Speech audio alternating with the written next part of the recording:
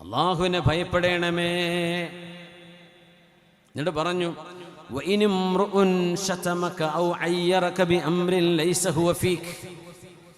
നിങ്ങൾ ചെയ്യാത്ത ഒരു കാര്യം ചെയ്തു എന്ന് പറഞ്ഞ് ഒരാൾ നിങ്ങളെ ആക്ഷേപിക്കുകയോ കളിയാക്കുകയോ ചെയ്താൽ അയാളെക്കുറിച്ച് നിങ്ങൾക്കറിയുന്ന ചില രഹസ്യങ്ങളുണ്ടാവും, അത് നിങ്ങൾ പറയാൻ പാടില്ല. അയാൾ നിങ്ങളെക്കുറിച്ച് പറഞ്ഞു, നിങ്ങളും അല്ലാഹുവും തമ്മിൽ ചെയ്ത് തീർത്താൽ മതിയത്.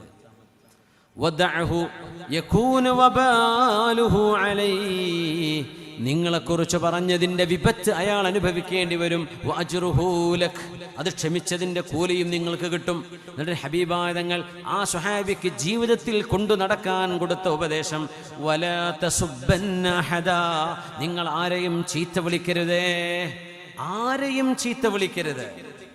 ആ സ്വഹാബി പറയാ, ഞാൻ പിന്നെ ഒരു കഴുതയെയോ പൂച്ചയെയോ ഒരു നായയെയോ ഒരു ഒട്ടകത്തെയോ ഒരു മൃഗത്തെപ്പോലും ഞാൻ ചീത്ത വിളിക്കാറില്ല. സുബ്ഹാനല്ലാഹ്. ഇതാണ് മുസ്ലിം. ഒരു നിസ്കാരത്താകുമ്പോൾ മാത്രം പോരാ, നമുക്ക് നമ്മുടെ നാവും നമ്മുടെ വാക്കുകളും ഒരുപോലെ ഈക്വലി ഇമ്പോർട്ടൻ്റ് ആണ്.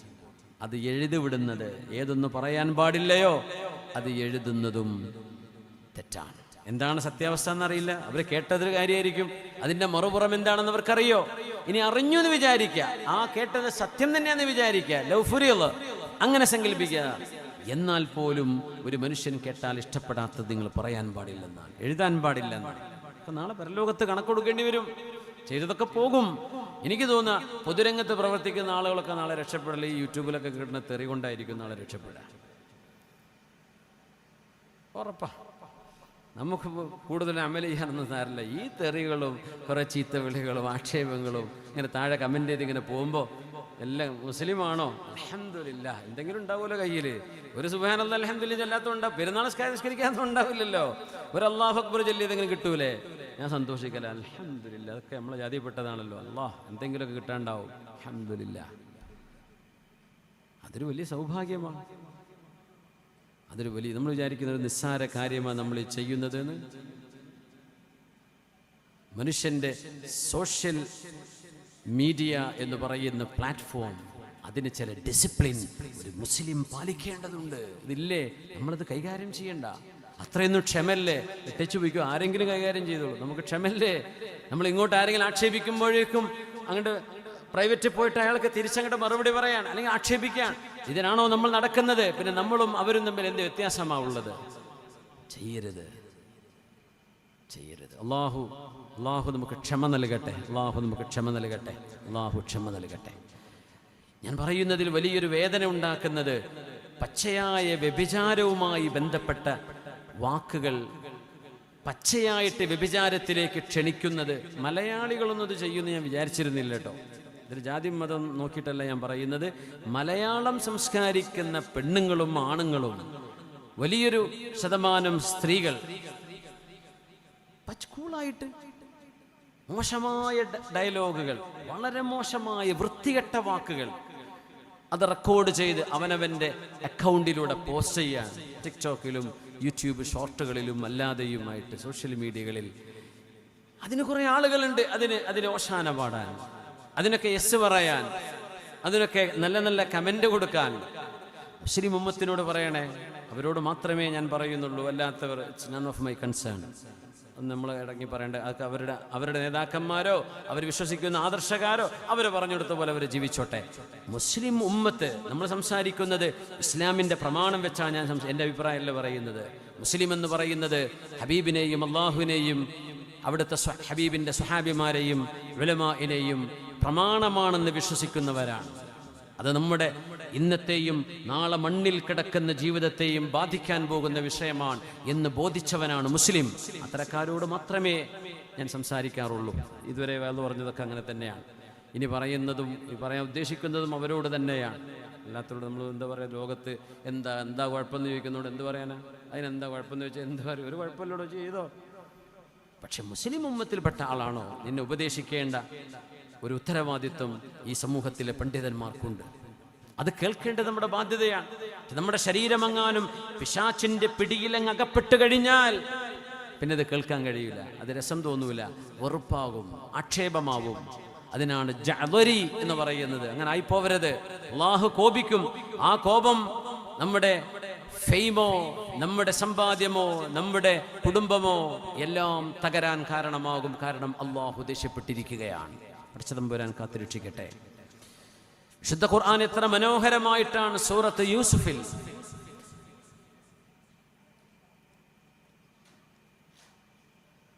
വറാവദതുഹു അല്ലതി ഹുവ ഫീ ബൈതിഹാ അൻ നഫ്സിഹി. യൂസുഫ് അലൈഹിസ്സലാത്തു വസ്സലാമിനെ സുലൈഖ ബീവി വശീകരിച്ചത് വിശുദ്ധ ഖുർആൻ പരാമർശിച്ച ഒരു ഭാഗത്തിന്റെ ഒരു സൗന്ദര്യമേ, എന്തൊരു മനോഹരം! അതിസുന്ദരിയായ ഒരു പെണ്ണും അതിസുന്ദരനായ പ്രവാസിയായി വിവാഹം ചെയ്യാതെ സ്വന്തം നാട്ടിൽ നിന്ന് ഒരുപാട് ദൂരെ ഈജിപ്തിൽ കഴിയുന്ന യൂസുഫ് അലൈഹിസ്സലാമും തമ്മിൽ നടന്ന ആ ഒരു വളരെ ആത്മഹർഷം നൽകുന്ന വിശുദ്ധ ഖുർആനിന്റെ ഇടപെടൽ, അവർ തമ്മിൽ നടന്ന ആ ഒരു സംഭവത്തിന്റെ പരാമർശം എത്ര മനോഹരമാണ്! ആർക്കെങ്കിലും ഒരു തരത്തിലുള്ള ഒരു ലൈംഗികതയുടെ ചുവ ആ ആയത്തുകൾക്കിടയിൽ നിന്ന് വായിച്ചെടുക്കാൻ കഴിയുമോ? കിട്ടൂല. വിശുദ്ധ ഖുർആൻ അത്തരം വാക്കുകളെല്ലാം എത്ര മനോഹരമായിട്ടാണ് വിശുദ്ധ ഖുർആൻ കൈകാര്യം ചെയ്തത്. ഇന്നല്ലാഹ കരീമുൻ യുഖന്നി മാഷാ. അല്ലാഹു കരീമാൻ, അല്ലാഹു മാന്യനാണ്. യുഖന്നി മാഷാ, അല്ലാഹു ഉദ്ദേശിച്ചതെല്ലാം തുറന്നു പറയാതെ അല്ലാഹു രഹസ്യമായി പടച്ചതമ്പുരാൻ അതിനെ പെട്ടെന്ന് മനസ്സിലാവുന്ന രൂപത്തിലല്ല. ആ വാക്കുകളുടെ മറുപുറത്ത് മറ്റൊരാശയമുണ്ട്. എന്നാൽ ആ വാക്കുകൾ എത്ര മനോഹരമാണ്. ഉദാഹരണം പറയാം. ഹുന്ന ലിബാസുൽ ലക്കും വഅൻതും ലിബാസുൽ ലഹുൻ. എന്താ ഇതിനർത്ഥം? വഹിയൽ ഇഖ്തിലാത്ത് അൽ ഹാസിലു ഇൻദൽ ജിമാഅ. ഒരു തഫ്സീർ അതാണ്. സ്ത്രീകൾ, നിങ്ങളുടെ ഭാര്യ നിങ്ങൾക്ക് വസ്ത്രമാണ്, നിങ്ങൾ അവൾക്കും വസ്ത്രമാണ്. എന്താ മനസ്സിലായത്? ഒരുപാട് ആശയങ്ങളുണ്ട്. അവർ നിങ്ങൾക്ക്, നിങ്ങളുടെ ഭാര്യ നിങ്ങൾക്ക് വസ്ത്രമാണ്, നിങ്ങൾ അവർക്കും വസ്ത്രമാണ്. ആ കോണ്ടെക്സ്റ്റിൽ അവിടെ ഉപയോഗിക്കപ്പെട്ട ആശയം എന്താണെന്നറിയോ? നിങ്ങൾ അവരുമായി ശരീരം ചേർന്ന് കിടക്കുന്നവരാണ് എന്ന് പറയാനാ വസ്ത്രം ദേഹത്തൊട്ടുന്ന പോലെ എന്ന് സൂചിപ്പിച്ചുകൊണ്ട് അല്ലാഹു പറയുന്നത്. നിങ്ങൾ അവരുമായി കിടപ്പറയിൽ സമയം ചെലവഴിക്കുന്നവരാണ് എന്ന് പറയേണ്ടതിന് പകരം അവർ നിങ്ങൾക്ക് വസ്ത്രമാണ്, നിങ്ങൾ അവർക്കും വസ്ത്രമാണ്. എത്ര മനോഹരം! ഇതൊക്കെ പച്ചയിൽ വിളിച്ചു പറയുന്ന മനുഷ്യന്മാരില്ലേ സോഷ്യൽ മീഡിയയിൽ? പച്ചയായിട്ട് നിസാഉകും ഹർസുൽ ലക്കും ഫഅതു ഹർസകും അന്നാ ശിഅ്തും. ഈ ആയത്തിനെ ശരിക്ക് മനസ്സിലാക്കാതെ, തെറ്റിദ്ധാരണ കാരണം ഈ ആയത്തിന്റെ ആശയം മനസ്സിലാക്കാതെ പോകുന്നവരുണ്ട്. നിസാഉകും ഹർസുൽ ലക്കും, നിങ്ങളുടെ ഭാര്യമാർ നിങ്ങളുടെ ഹർസാണ്. ഹർസ് എന്ന് പറഞ്ഞാൽ കൃഷി ചെയ്ത് ധാന്യമിറക്കി വിളവുണ്ടാകുന്ന സ്ഥലത്തിനാണ് ഹർസ് എന്ന് പറയുന്നത്. നിങ്ങളുടെ ഭാര്യമാർ, അവരിൽ നിന്ന് നിങ്ങൾക്ക് കുഞ്ഞുങ്ങൾ ജനിക്കുന്നുണ്ട് എന്ന് സൂചിപ്പിക്കാൻ അല്ലാഹു ഉപയോഗിച്ച വാക്കാണത്. അല്ലാഹു അനുവദിച്ച പ്രകാരം, അല്ലാഹു അനുമതി നൽകിയതുപോലെ നിങ്ങളുടെ ഹർസിനെ നിങ്ങൾക്ക് സമീപിക്കാൻ പറ്റും.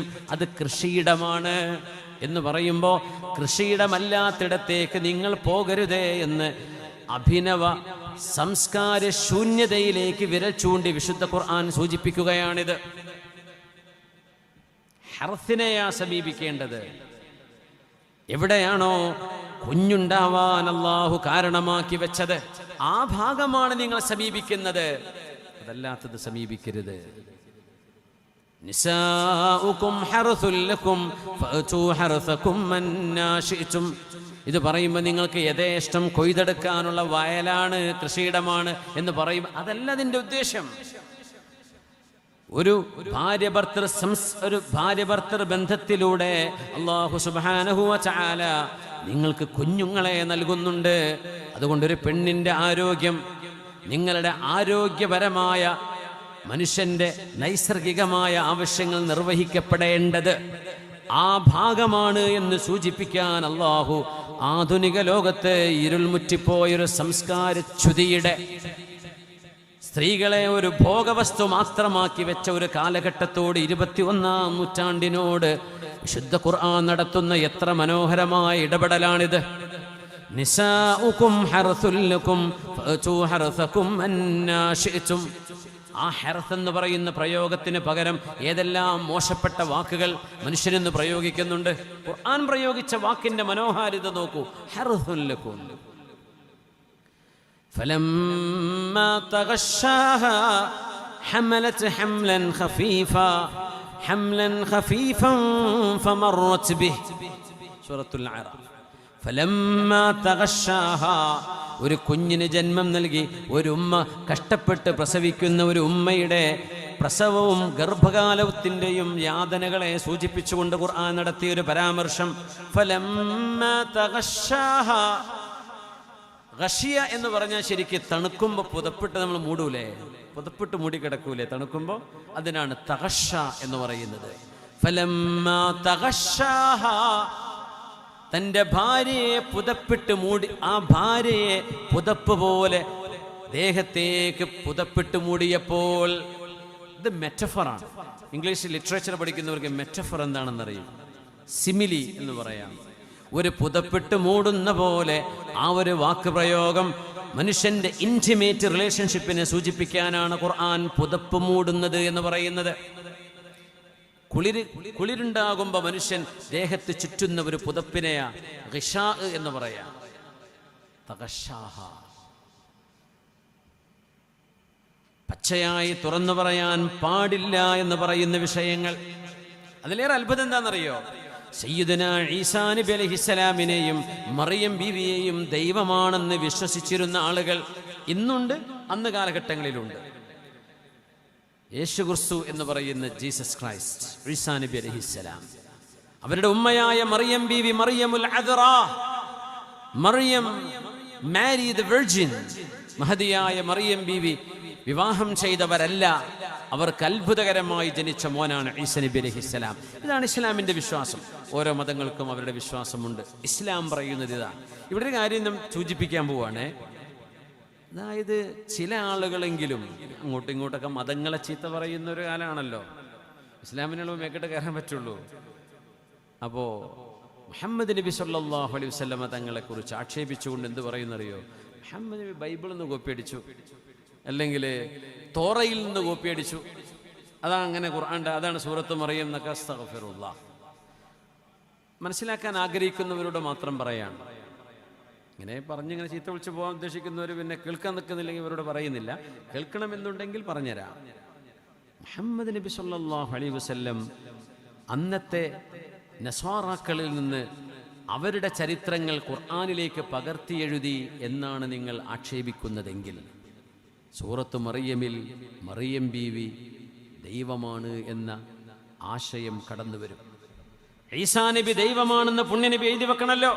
അതല്ലല്ലോ എഴുതി വെച്ചത്. ഈസാ നബി അള്ളാഹുവിന്റെ അബ്ദും റസൂലുമാണ്.